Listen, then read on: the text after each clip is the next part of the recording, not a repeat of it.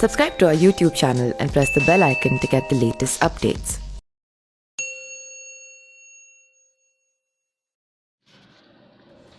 Jail से रिहाई के बाद बिहार में हर एक बाहुबलियों की चर्चा होती है, चाहे वो शहाबुद्दीन हो या फिर पप्पू यादव।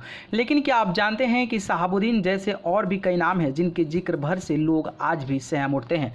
जरायम की दुनिया में एक छत्र राज करने के अलावा राजनीति में ऊंचे रसूख के चलते भी यह हमेशा पुलिस और सरकारों के लिए चुनौती रहे हैं।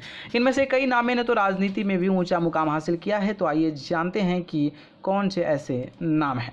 पहले नाम की बात करें तो शहाबुद्दीन बाहुबलियों के लिस्ट में नंबर 1 थे।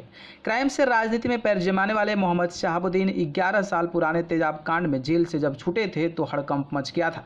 शहाबुद्दीन ने छोटी उम्र में ही अपराध की दुनिया में कदम रख दिया था। जल्द ही लालू का दामन पकड़कर वह राजनीति में भी उतर आए थे। शहाबुद्दीन की खबरें तेज होती है जब उन्होंने राजद नेता को गिरफ्तार करने आए पुलिस अफसर को थप्पड़ जड़ दिया था।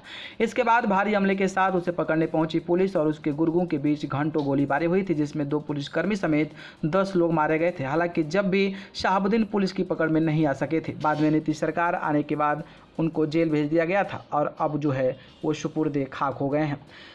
दूसरा नाम है अनंत सिंह का। हत्या और अपहरण के लिए चर्चित अनंत सिंह की गिरफ्तारी में सियासत में हलचल मचती रहती है। अगवा कर हत्या की वजह से सुर्खियों में रहे इस बाहुबली नेता को सीएम नीतीश कुमार का काफी नजदीकी माना जाता था। एक समय उसके खिलाफ कई आपराधिक मामले भी सामने आए, लेकिन सरकार के दबाव के चलते पुलिस उसके खिलाफ कोई कार्रवाई नहीं कर सकी। बताते चले कि अनंत सिंह के खिलाफ हत्या और रंगदारी के 30 मामले दर्ज हैं और अभी वो आरजेडी के विधायक हैं।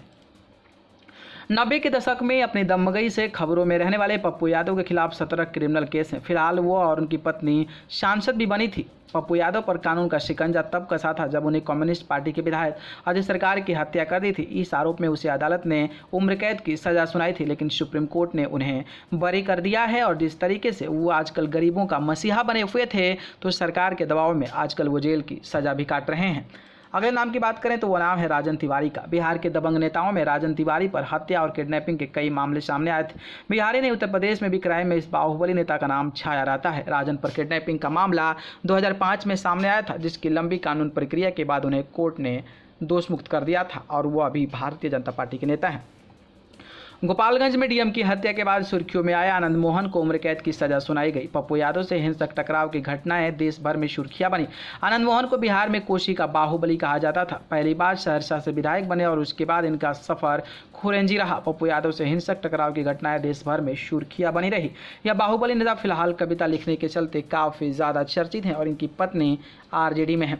बात करें तो सुनील पांडे पर भी कई आरोप हैं। किडनैपिंग, हत्या जैसे मामलों के बाद चर्चा में आए जेडीयू के नेता सुनील पांडे को इसलिए गिरफ्तार किया गया था क्योंकि उन्होंने ब्लास्ट के आरोपी को भगाने और छिपाने का अपराध किया था।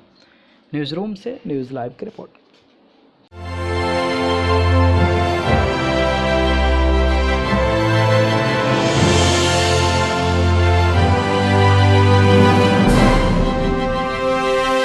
Subscribe to our YouTube channel and press the bell icon to get the latest updates.